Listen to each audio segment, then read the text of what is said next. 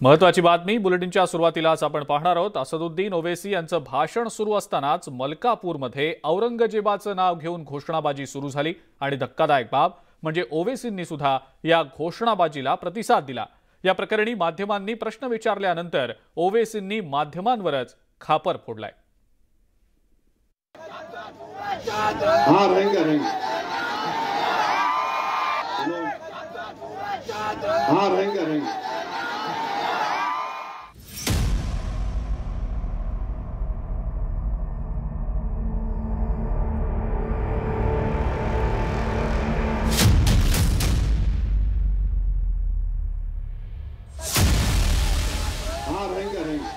औरंगजेबासाठी चाललेल्या या घोषणाबाजीला रहेगा रहेगा असं म्हणत असदुद्दीन ओवैसी यांनी एक प्रकारे समर्थनच दिलं। बुलढाणा जिल्ह्याच्या मलकापूरमध्ये एमआयएमच्या सभेत हा प्रकार घडला। जब तक सूरज चांद रहेगा औरंगजेब तेरा नाम रहेगा ही घोषणाबाजी थांबवण्याचा प्रयत्न ओवैसी यांनी केला नाही। उलट अशी घोषणाबाजी करणाऱ्या समाजकंटकांना एक प्रकारे त्यांनी पाठीशीच घातलं। तर या प्रकरणी प्रतिक्रिया विचारल्यानंतर ओवैसी यांनी माध्यमांनाच आरोपीच्या पिंजऱ्यात उभं केलं। झूठ चलाते आप लोग दोनों चैनल वाले, केस बुक करूंगा आप लोगों पे, जवाब दे सकते हो उसका। कम से कम झूठ तो मत चलाओ, बोलो तुम्हारे एडिटर को। कितनी झूठ चलाएंगे, कितनी नफरत करेंगे तुम मुसलमानों से? क्यों झूठ चलाते तुम? सुने तुम वहां पे पुलिस नहीं थी, वहां पे झूठ पे झूठ चलाए तुम दोनों चैनल वाले। शर्म आना आप लोगों को, हटाइए जाइए। झूठ बोल रहे आप, झूठ बोल रहे आप। केस बुक करूंगा आप पे, नोटिस भी आता हूं मैं। उपमुख्यमंत्री देवेंद्र फडणवीस यांनी ओवैसी यांच्यावर जोरदार तोफ डागले। या सर्व प्रकरणामागे कोणत्या शक्ती आहेत असा प्रश्न त्यांनी उपस्थित केला। म्हणूनच सातत्याने म्हणतोय की या औरंग्याच्या औलादी पैदा कुठनं झाल्या। शेवटी महाराष्ट्रात आणि देशात औरंगजेबाचं रक्त कोणामध्येच नाही आहे। या ठिकाणचे जे मुस्लिम देखील आहेत तेही औरंगजेबाचे वंशज नाही आहेत। त्यामुळे असा औरंगजेब हा कुठल्या राष्ट्रीय मुसलमानाचा तर मानक होऊ शकत नाही। त्यामुळे जे असे या ठिकाणी घोषणा देत आहेत अशा प्रकारच्या या ज्या औरंग्याच्या औलादी आहेत या नेमक्या कोण आहेत, त्याच्या पाठीमागे कोण आहे, त्याच्या पाठीमागे त्यांचा इरादा काय आहे, ते महाराष्ट्रात काय घडवू इच्छितात हे देखील लवकरच बाहेर येईल। भाजपचे नेते किरीट सोमय्या यांनी औरंगजेबाच्या मुद्द्यावरून महाविकास आघाडीवर निशाणा साधला। औरंगजेबाला कोण हिरो बनवत आहे असा सवाल सोमय्या यांनी उपस्थित केला। बुलढाणा ओवैसीच्या सभेत औरंगजेबला हिरो बनवण्याची घोषणाबाजी। काँग्रेस असो, उद्धव ठाकरे सेना, एनसीपी, ओवैसी, प्रकाश आंबेडकरची पार्टी, समाजवादी पार्टी, मुस्लिम मतांसाठी आपण औरंगजेबला हिरो बनवणार।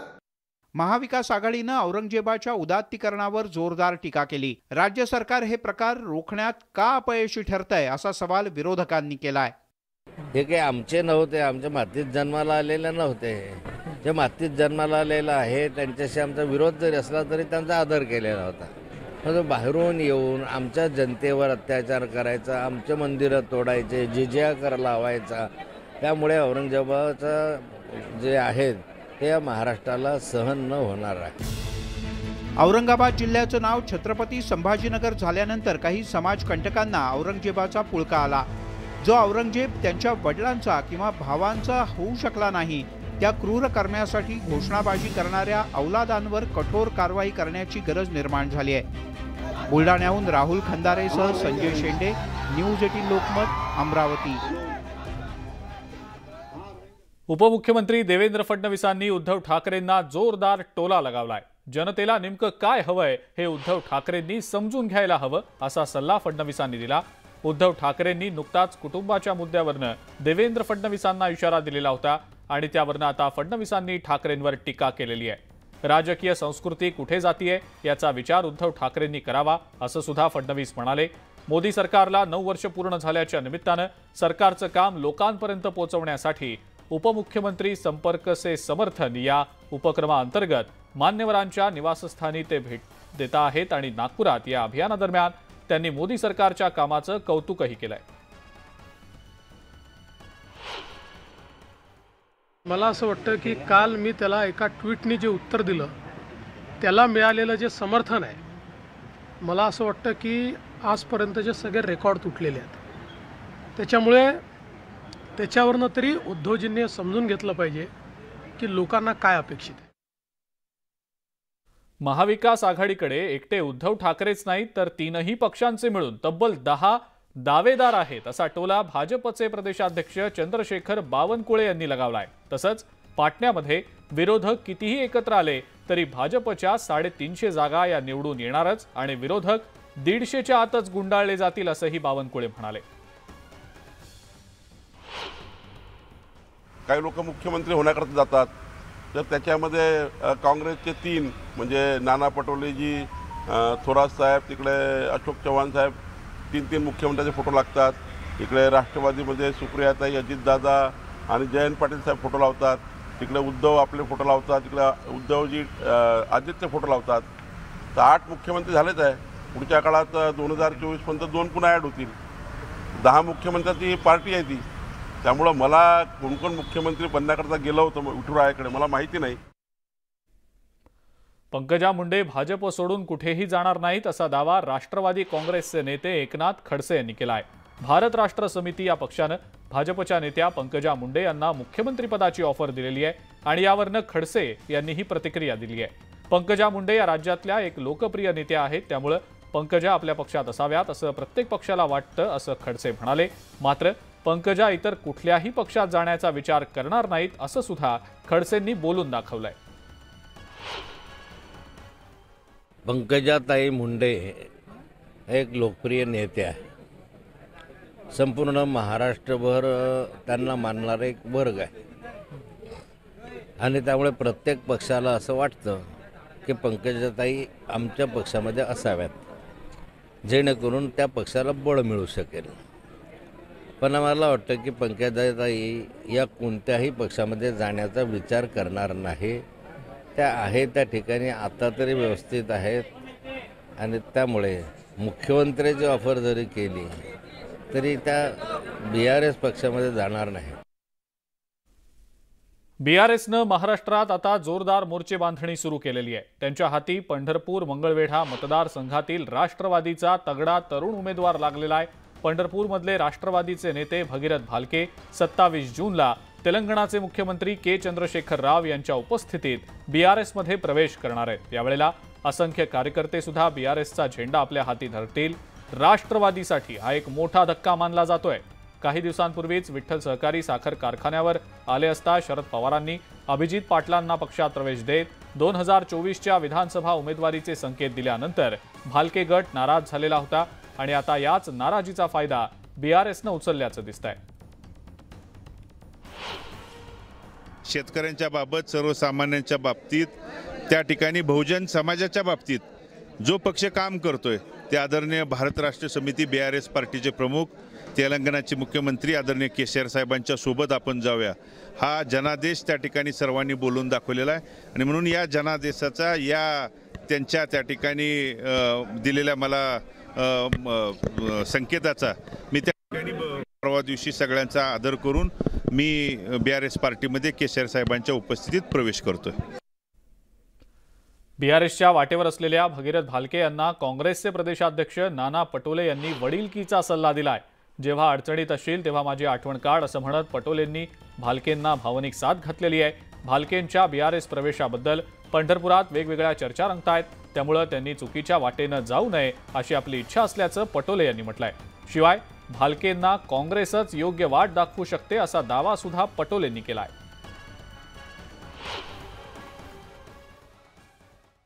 भगीरथ भालकेंना काय तुम्ही संदेश द्याल किंवा काय सांगा? त्याला त्याचे वडील माझे चांगले मित्र होते आणि म्हणून मी मागच्या काळातही त्यांना सांगितलं होतं की तू जेव्हा त्रासात राहशील तेव्हा माझी आठवण कर, तुला निश्चितपणे चांगला मार्ग मी देईन. त्यांना मी बसून सगळं समजावूनही सांगितलं होतं. पण आज ते कुठल्या कारणानं जातात त्याची चर्चा या पंढरपूर विधानसभेमध्ये वेगळी होतात. मी कालपासून इकडे सोलापूर जिल्ह्यामध्ये आहे, त्यामुळे अनेक लोक अनेक वेगळ्या चर्चा करतात. त्यामुळे मला त्या चर्चेत जायचं नाही. पण ते चुकीच्या मार्गाने जाऊ नये, त्याला काँग्रेसच मार्ग देऊ शकतं. शासन आपल्या दारी या योजनेच्या पार्श्वभूमीवर नांदेडमध्ये एका कार्यक्रमाचं आयोजन करण्यात आलेलं होतं आणि यावेळेला मुख्यमंत्री एकनाथ शिंदेंनी सरकारी योजनांचा पाढा वाचून दाखवला। शेतकरी आपला अन्नदाता असून हे सरकार शेतकऱ्यांचं सरकार आहे। आम्ही सर्वसामान्यांपर्यंत सरकारी योजना पोहोचवल्याचंही त्यांनी स्पष्ट केलं। आमचं सरकार आल्यानंतर आम्ही 75,000 तरुणांना नोकऱ्या दिल्या, तरुणांच्या हाताला काम दिलं। तसंच गेल्या 11 महिन्यात अनेक वेगवान निर्णय या सरकारनं घेतल्यानं प्रलंबित कामं मार्गी लागल्याचा पुनरुच्चार मुख्यमंत्र्यांनी केला। या शासनाने घेतलेले निर्णय, शासनाने सुरू केलेल्या योजना लाभार्थ्यापर्यंत थेट पोहोचल्या पाहिजे आणि एकाच छताखाली आज लाभार्थी पण व्यासपीठावर बसले होते। असं कधी चित्र आपण पाहिलंय? हा ऐतिहासिक कार्यक्रम आहे आणि म्हणून त्याला लागणारे दाखले देखील एकाच छताखाली देण्याची व्यवस्था आपल्या सरकारने केलेली आहे। मी अभिमानाने या ठिकाणी सांगतो, मी देखील शेतकऱ्याचा मुलगा आहे। शेतकऱ्याची कणव, शेतकऱ्याचं जे काय चिंता, शेतकऱ्याची अडचणी मला माहीत आहेत। आम्ही सर्वजण शेतकऱ्याची मुलं आहोत आणि जसं आपलं सरकार स्थापन झालं 11 महिन्यापूर्वी, आता 12 महिने होतील 30 तारखेला, आम्ही सगळे नियम बाजूला ठेवले, एनडीआरएफच्या दुप्पट मदत दिली। आतापर्यंत आपल्याला मी सांगतो, आपल्या सरकारने 10,000 कोटींचं वाटप केलं शेतकऱ्यांना मोबदला। मुंबईमध्ये शनिवारपासून पावसानं दमदार हजेरी लावलेली आहे आणि त्यामुळे ठिकठिकाणी सखल भागांमध्ये पाणी साचलेलं आहे। त्यात आज हवामान विभागानं मुंबईला ऑरेंज अलर्ट दिलेला आहे। त्यामुळे मुसळधार पावसामुळे मुंबईकरांची गैरसोय होऊ नये म्हणून मुख्यमंत्री एकनाथ शिंदेंनी मुंबईतल्या पाणी साचणाऱ्या ठिकाणांची पाहणी केलेली आहे।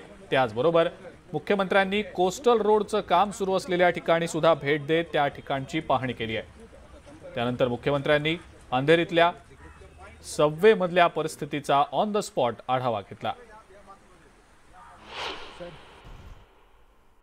आज या ठिकाणी मिलन सबवे मध्ये लावलेली सिस्टीम ऍक्टिव्हेट आहे का, काम करते का, याचा जायजा घ्यायला हे पाहायला मी प्रत्यक्ष आलो। मी मिलन सबवेतली ट्रॅफिक पण पाहिली, ती सुरू आहे। त्याचबरोबर मिलन सबवेच्या मधलं जे पाणी, जे वॉटर लॉगिंग झाल्यानंतर पंपिंगने पाणी या नाल्यामध्ये आपण सोडतो, नाल्यामधून डायरेक्ट त्या मोठ्या टँकमध्ये सोडतो। त्यामुळे जशा पद्धतीची सिस्टीम आपण इथं लावली आहे, फ्लड गेट पण लावलेले आहेत। जेव्हा भरती होईल त्यावेळेस फ्लड गेटने परत पाणी आतमध्ये येणार नाही, ही देखील सिस्टीम बघितली। ही सिस्टीम व्यवस्थित काम करते आहे आणि म्हणूनच मिलन सबवेमधली ट्रॅफिक सुरू आहे।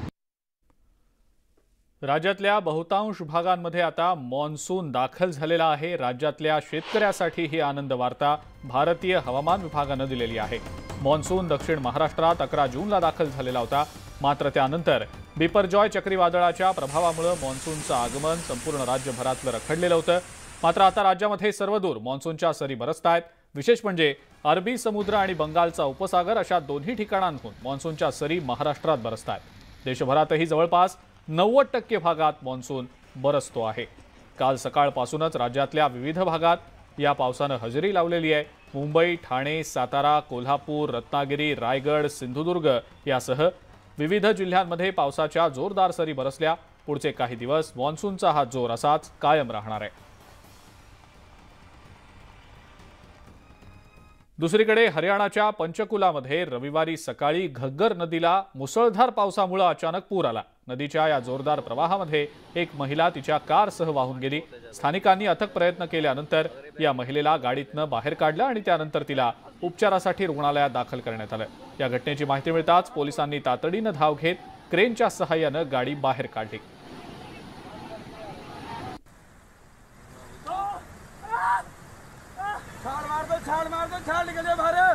हरियाणाच्या पंचकुला मधला हा सगळा प्रकार, नदीला पूर सदृश स्थिती आल्यानं कार वाहून गेल्याचा प्रकार घडला। या कारमध्ये एक महिला होती, मात्र तिथं उपस्थित असलेल्या स्थानिकांनी या महिलेला कारमधून बाहेर काढलं, तिला रुग्णालयात उपचारासाठी दाखल केलं। पोलीसही त्यानंतर घटनास्थळी दाखल झाले आणि पाण्याच्या जोरदार प्रवाहामध्ये अडकून पडलेल्या गाडीला क्रेनच्या सहाय्यानं बाहेर काढलं। पानी बहुत है भाई, अगर ये बैग ना भाई पंगा पड़ जाएगा।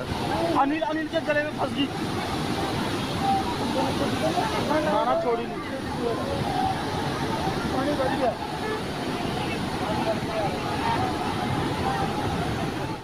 पुढची एक ब्रेकिंग न्यूज आता आपण बघणार आहोत। मुंबईतल्या विलेपार्ले परिसरातील नाणावटी हॉस्पिटल जवळची एक 3 मजली इमारत दुपारी कोसळलेली आहे। या इमारतीमध्ये अडकलेल्या 5 जणांना बाहेर काढण्यात आलं असून त्यांना कूपर हॉस्पिटलमध्ये दाखल करण्यात आलेलं आहे। या दुर्घटनेमध्ये दोघांचा मृत्यू झाल्याची माहिती मिळतेय। पालिकेनं जी माहिती दिली आहे त्या अनुषंगानं प्रिस्किला मिसोइटा आणि रॉबी मिसोइटा या दोघांना डॉक्टरांनी मृत घोषित केलेला आहे, तर इतर जखमींची प्रकृती मात्र स्थिर असल्याचं समजतंय। अग्निशमन दल आणि मुंबई पोलीस घटनास्थळी हजर आहेत आणि मुंबईमध्ये एकीकडे मॉन्सून आता जोरदार बरसतो आहे। अनेक सखल भागांमध्ये पाणी देखील साचलेलं आहे। मुंबईतल्या विलेपार्ले परिसरातली ही दुर्घटना, इमारत कोसळून 2 व्यक्तींचा मृत्यू झाल्याची माहिती मिळते।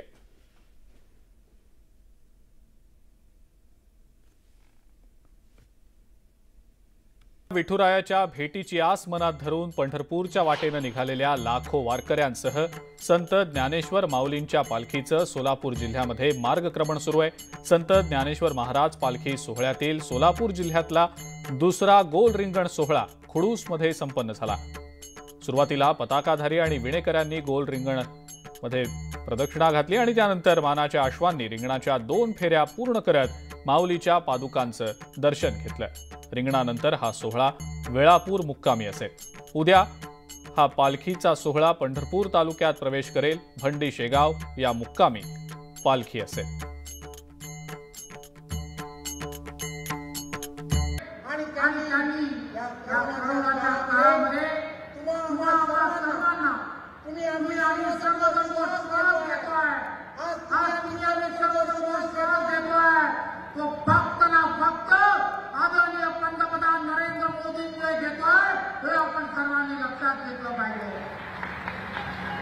आपल्याला सर्वांना माहित आहे की आपल्याला कोरोनाच्या काळामध्ये लस देण्याचं काम, मोफत देण्याचं काम माननीय पंतप्रधानांनी केलं आहे।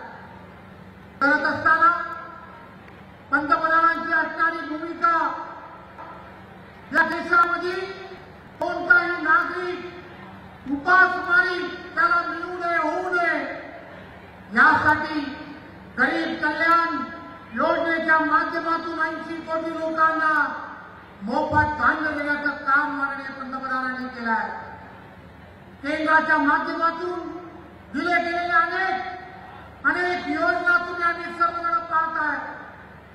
या 9 वर्षामध्ये जवळजवळ 45 कोटीपेक्षा जास्त जनतेला प्रत्यक्ष आणि अप्रत्यक्षपणे लाभ माननीय पंतप्रधान नरेंद्र मोदीजींमुळे मिळाला आहे। आज हा देश एक वेगळ्या दिशेला जाताना तुम्हाला आम्हाला सर्वांना दिसतोय। देशाची प्रतिमा ही जगामध्ये एक वेगळ्या दिशेने जाताना तुम्हाला आम्हाला सर्वांना दिसत आहे। देश महासत्तेकडे जाताना तुम्हाला आम्हाला सर्वांना दिसतोय आणि हे केवळ आणि केवळ माननीय पंतप्रधान नरेंद्र मोदींमुळे मिळत आहे। एकदा कधीतरी या सर्व गोष्टीचा विचार करण्याची गरज आहे।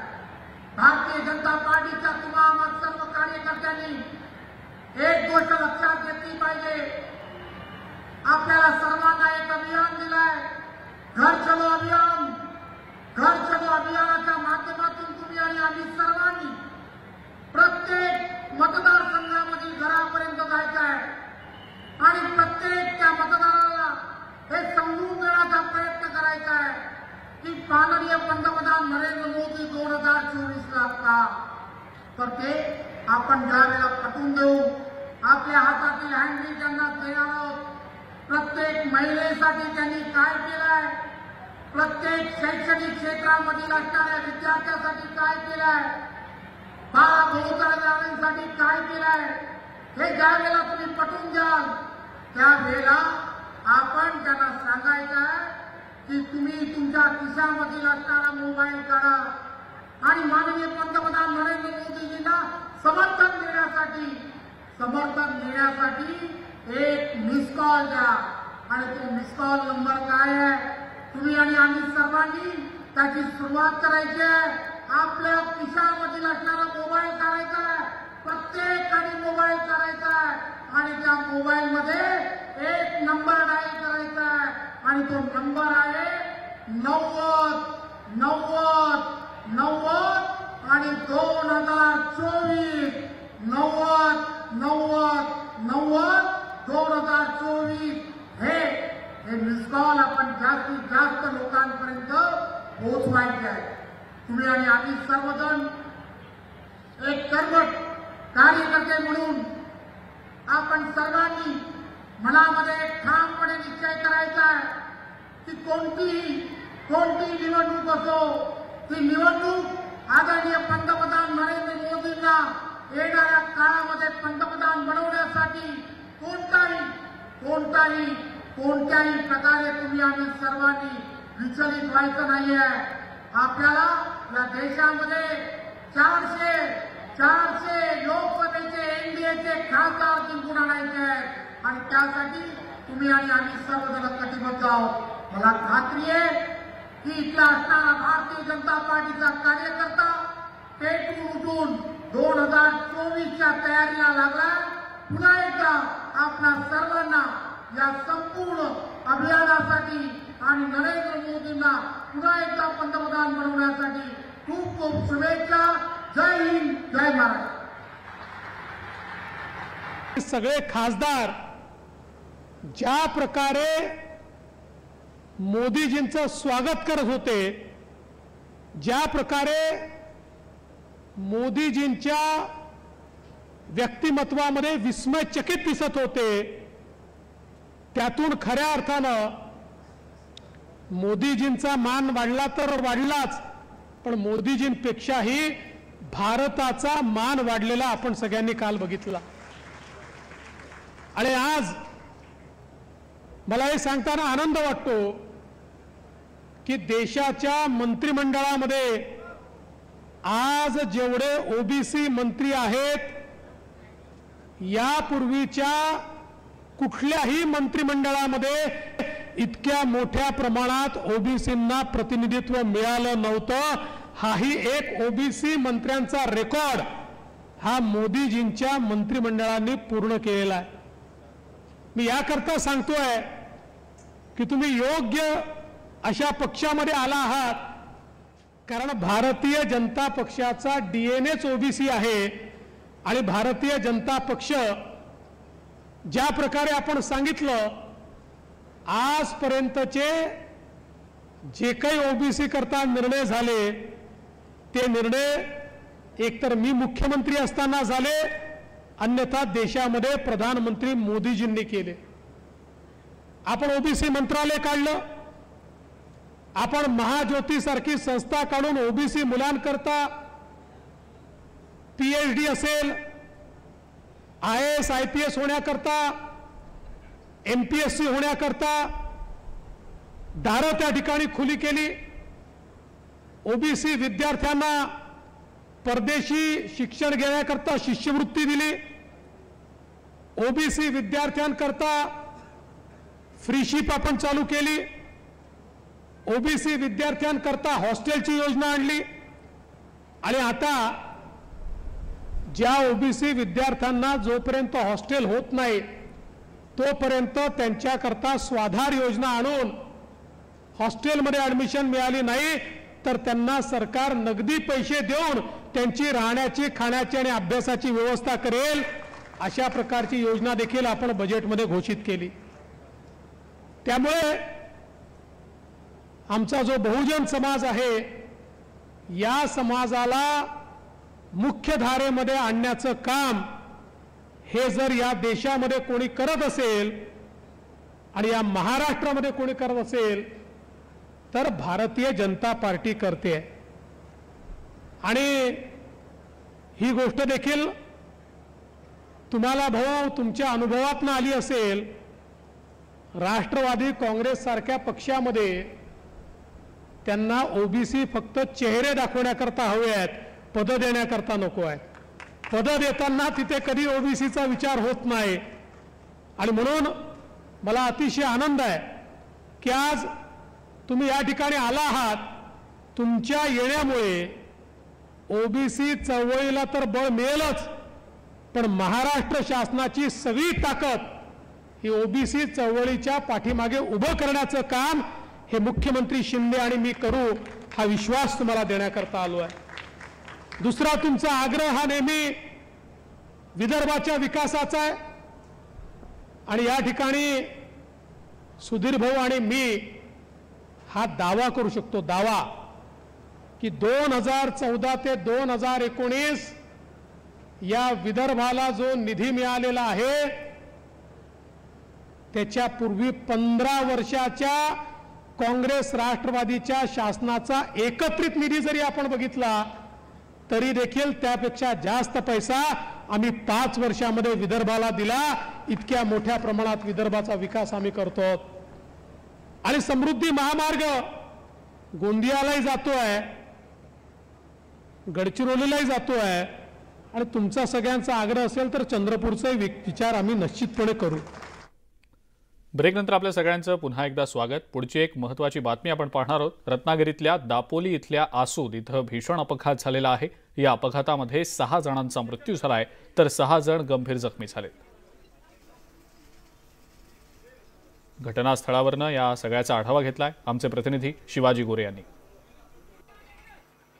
दापोली हर्णे रोडवर 2 वाहनांचा भीषण अपघात झालाय. मी आपल्याला दाखवतोय. तुम्ही पाहताय की हे जे वाहन आहे याच वाहनाला या ट्रकनी जोरदार धडक दिलेली आहे.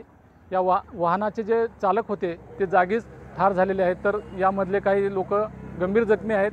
त्यांच्यावरती उपजिल्हा रुग्णालयामध्ये उपचार सुरू आहे. ट्रक चालकाच्या चुकीमुळे निष्पाप लोकांचा बळीसुद्धा गेलेला आहे. 3 जणांचा मृत्यू झाल्याची माहिती मिळते, परंतु आणखी काही जे लोक होते ते सुद्धा गंभीर जखमी आहेत. त्यामुळे त्यांचा सुद्धा मृत्यू होण्याची शक्यता वर्तवली जाते. मात्र सध्या तरी 3 लोकांचा मृत्यू झाल्याचं समोर आलं आहे. उपजिल्हा रुग्णालयामध्ये त्यांच्यावरती उपचार सुरू आहेत. अधिक उपचारासाठी काही जणांना डेरवन मुंबई येथे पाठवण्यात आले, मात्र त्यांच्यावरती उपचार सुरू असतानाच काही जणांचा मृत्यू झाल्याचं आपल्याला कळतं आहे. ही सगळी भीषण जी घटना आहे ती हर्णे रोडवरती घडलेली आहे. तुम्ही पाहता या वाहनाचा जो झालेला अपघात आहे, या अपघाताची गंभीरता या वाहनावरूनच आपल्या लक्षात येते की किती भीषण अपघात असू शकतो. कारण या मॅक्झिमो गाडीला जी धडक बसलेली आहे या ट्रकच्या बसलेल्या जोरदार धडकीमध्ये या वाहनाचा तर चेंदामेंदा झाला आहे. मात्र अनेक जण जे होते त्यांचे हातपायसुद्धा तुटलेले आहेत, तर काही जण जाग्यावरच त्यांचा मृत्यू झाला आहे. अशी ही भीषणता या ठिकाणी आपल्याला पाहायला मिळते. स्थानिकांच्या मदतीने अनेकांना उपजिल्हा रुग्णालयामध्ये दाखल करण्यात आले, तर काही जणांचा मृत्यू झाला आहे. घटनास्थळी पंचनाम्यासाठी पोलीस येऊन दाखल झालेत, मात्र ट्रकचा ड्रायव्हर अजूनही फरार आहे. लवकरात लवकर ट्रकच्या ड्रायव्हरला पकडणं मोठं आव्हान पोलिसांसमोर असणार आहे. शिवाजी गोरे, न्यूज 18 लोकमत, आसूद, रत्नागिरी.